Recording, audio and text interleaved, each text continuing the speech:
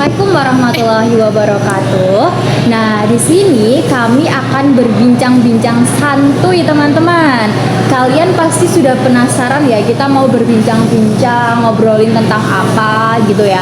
Nah, di sini itu kami kedatangan narasumber, yang mana narasumber tersebut itu udah handal di bidang materi ini. Nah, kita itu akan membahas tentang materi akuntansi pajak. Nah, untuk narasumber kita ini berasal dari prodi akuntansi ya, teman-teman. Nah, tapi sebelumnya kita perkenalan dulu nih. Nah, izinkan saya perkenalan ya. Nama saya Amelia Cahya Ramadhani. Di sini saya sebagai host ya. Terus untuk narasumber kita perkenalan dulu ya. Mau dimulai dari yang mana? Dari aku boleh? Oke. Halo, perkenalkan nama aku Tri Puji Astuti dari Prodi Akuntansi Universitas Nahdlatul Ulama Yogyakarta. Oke, halo Kak Puji. Selanjutnya. Halo, hai teman-teman. Perkenalkan nama saya Ria Puji Astuti. Saya berasal dari Prodi Akuntansi dari Universitas Nahdlatul Ulama Yogyakarta. Halo kalian. Selanjutnya. Halo, perkenalkan saya Eko Wahyu Pratama dari Prodi Akuntansi Universitas Nahdlatul Ulama Yogyakarta. Halo Kak Eko. Dan yang terakhir nih yang senyum-senyum, siapa ini namanya? Halo, perkenalkan nama saya Firda Elvirasari dari Prodi Akuntansi Universitas Nahdlatul Ulama Yogyakarta. Halo Kak Firda. Nah, di sini ada 4 orang yang mana teman-teman kita narasumber ini sudah handal di bidangnya ya. Ini semuanya ini dari Prodi Akuntansi Nahdlatul Ulama Yogyakarta ya. Oke, itu kampusnya di ruangan Banyuraden ya, Sleman ya. Oke, nah ini kita akan berbincang tentang akuntansi pajak ya. Menurut kalian akuntansi pajak itu yang bagaimana sih? Kalau menurut saya, akuntansi perpajakan itu suatu proses pencatatan dan pelaporan keuangan yang digunakan untuk mengelola aspek perpajakan dalam suatu bisnis atau perusahaan. Oke, jadi itu pencatatan dan juga pelaporan ya? Iya. Terus untuk fungsinya itu bagaimana ya? Kalau fungsinya itu ada 3. Yang pertama, pemenuhan kewajiban perpajakan itu bisa menjamin bisnis memenuhi kewajiban perpajakan dengan benar, seperti perhitungan, pengumpulan, dan pelaporan sesuai jadwal. Untuk yang kedua, itu pengelolaan keuangan, bisa membantu untuk pengelolaan keuangan, pendapatan, pengeluaran, dan pengoptimalan manfaat pajak. Dan yang ketiga, itu pengambilan keputusan, bisa membantu untuk pengambilan keputusan informasi yang akurat untuk mendukung pengambilan keputusan dalam suatu bisnis atau perusahaan. Oke, jadi akuntansi pajak itu fungsinya banyak sekali ya. Nggak Ya. cuma untuk pelaporan dan juga pencatatan aja, tetapi untuk pengambilan keputusan juga ya.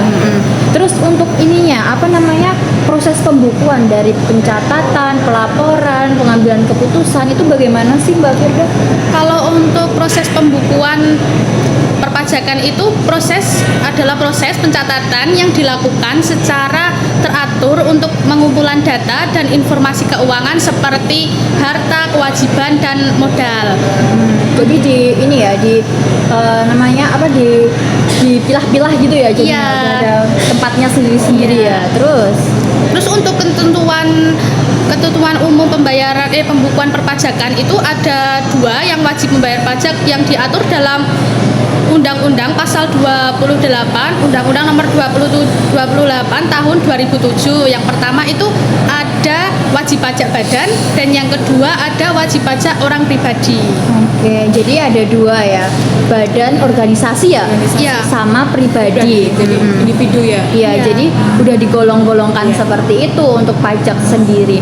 Nah, terus untuk ini tujuan pembukuan itu apa ya?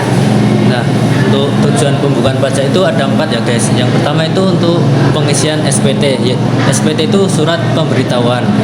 Nah, terus itu yang kedua ada penghitungan penghasilan kena pajak. Terus yang ketiga itu ada perhitungan PPN dan PPNBM. Dan yang terakhir itu untuk mengetahui posisi keuangan dan hasil kegiatan usaha. Nah, itu untuk tujuannya ya. Iya. Jadi untuk tujuannya itu juga banyak sekali ya, nggak cuma Iya. satu tujuan, tapi juga ada berapa tadi ya? ada empat. Ada empat tujuan seperti itu. Nah, terus untuk syarat-syaratnya itu kan mesti kalau ada tujuan, ada cara-caranya. Nah, itu ada syaratnya juga kan? Iya, ada Nah, terus syaratnya. untuk syaratnya itu gimana? Nah, Untuk pembukuan. syarat penyelenggaraan pembukuan tuh ada 4 juga. Nah, itu yang pertama itu pembukuan itu harus diselenggarakan dengan memperhatikan iktikat baik dan mencerminkan keadaan usaha yang sebenarnya. Jadi itu harus jujur, nggak tipu-tipu gitu, maksudnya Oh, jadi nggak nggak Jadi kalau usahanya semisal emang segitu harus segitu. ya Jadi kalau harus banyak, apa adanya. gitu ya? Ya, apa adanya gitu. nggak dimanipulasi gitu ya? Nah, nggak manipulasi gitu. Terus itu ada pembukuan harus diselenggarakan di Indonesia dengan menggunakan huruf Latin, angka Arab, satuan mata uang rupiah dan dan dalam bahasa Indonesia. jadi nggak boleh pakai bahasa asing ya? Nah, nggak boleh. Kalau Indonesia ya harus Indonesia. Kalau luar ya nanti ada bahasa luar. sendiri gitu ya? Gitu.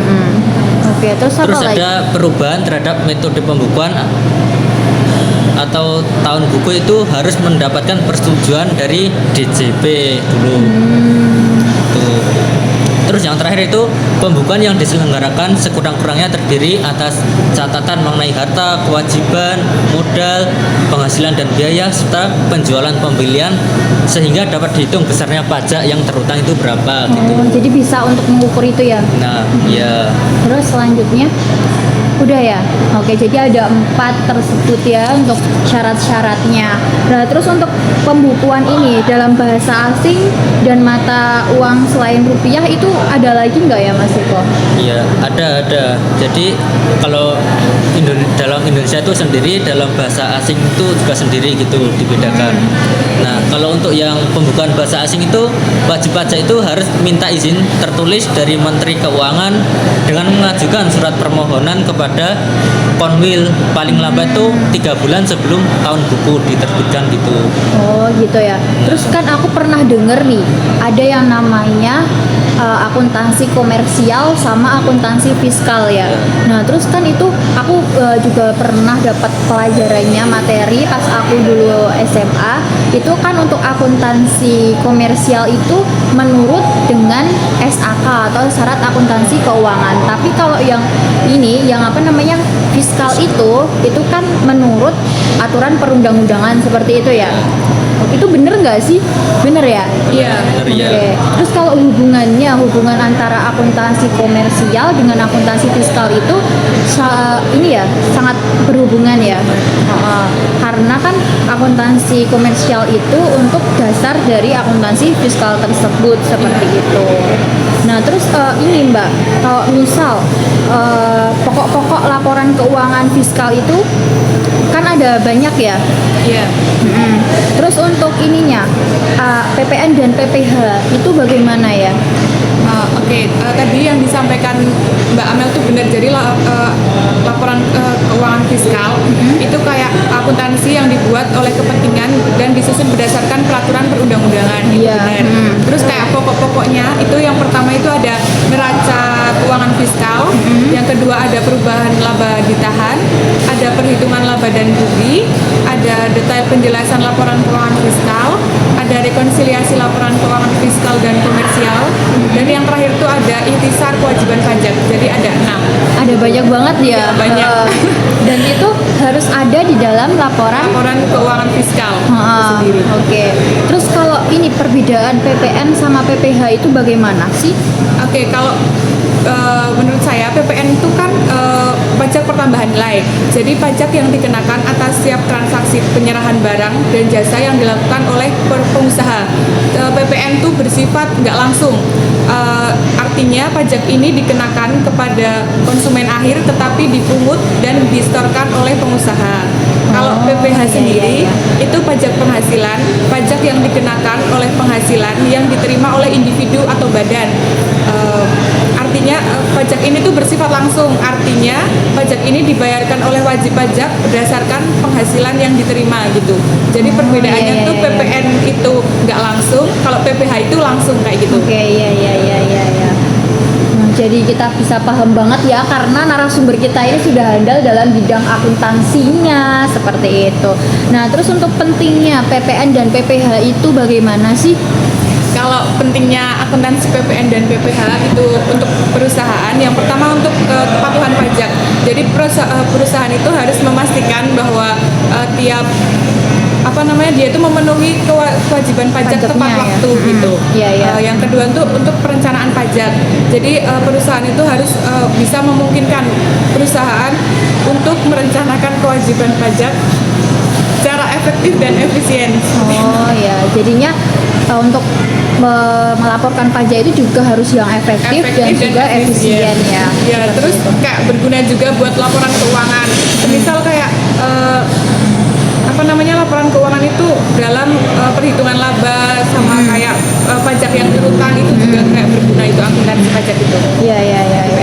Oke, terima kasih Mbak Puji. Untuk selanjutnya nih, jenis-jenis PPH itu dikelompokkan nggak sih? Iya, benar. Iya. Dikelompokkan. Kalau menurut aku jenis-jenis PPH yang aku ketahui ya. Iya. Menurut aku itu yang aku ketahui itu yang pertama kayak PPH pasal 21. Nah, PPH pasal 21 itu tuh pajak atas penghasilan yang diterima oleh karyawan atau pegawai dari atasannya. Nah, biasanya ini mencakup seperti gaji, tunjangan, dan juga imbalan lainnya. Oke. Yang kedua itu ada PPH pasal 22. PPH pasal 22 yaitu pajak yang dikenakan Iya. atas transaksi tertentu seperti pembelian barang oleh instansi pemerintah dan juga impor barang ke luar negeri. Oke, jadi kalau impor barang itu terkena di pasal PPH 22 ya. Oke. Terus Selanjutnya selanjutnya ada juga PPH pasal 23. Nah, PPH pasal 23 itu biasanya dikenakan atas penghasilan yang diberikan kepada pihak lain kayak royalti, sewa, dan juga jasa. Oke. Terus selanjutnya kalau untuk tarifnya ya. Tarifnya Ya, Ya. untuk tarifnya itu dari PPH pasal 21 biasanya dikenakan sebesar bersifat progresif gitu. Lalu kalau untuk PPH pasal 22 itu untuk impor itu biasanya dikenakan pajak sebesar 2,5% dari nilai impor. Oke. Kalau untuk PPH pasal 23 biasanya dikenakan tarif sebesar 10% dari jumlah bruto. Oke, jadi itu per PPH-nya itu sudah beda-beda semua ya? Iya. Nggak sama gitu ya? Iya. Terus untuk perhitungannya itu bagaimana? Untuk perhitungannya untuk PPH pasal 21 itu biasanya dipotong dari gaji karyawan. Oh, iya. Dan itu biasanya dicatat sebagai pengurang beban gaji dan juga kewajiban pajak yang harus dibayar. Oke. Terus kalau PPN tadi? Mungkin kita pikirkan dulu ya. Oke. Tadi PPN itu apa sih Mbak Puji? Jadi PPN itu pajak pertambahan nilai, itu pajak yang dikenakan atas setiap transaksi penyerahan barang dan jasa oleh pengusaha kayak gitu. Oh iya. Ini kita sudah membahas tentang banyak ya, tentang apa itu akuntansi pajak, sudah masuk ke PPN, PPH ya. Iya, terus sekali lagi terima kasih banyak kepada narasumber kita karena dengan narasumber kita itu kita bisa mengetahui lebih dalam apa itu akuntansi pajak tersebut. Oke, terima kasih semuanya. See you.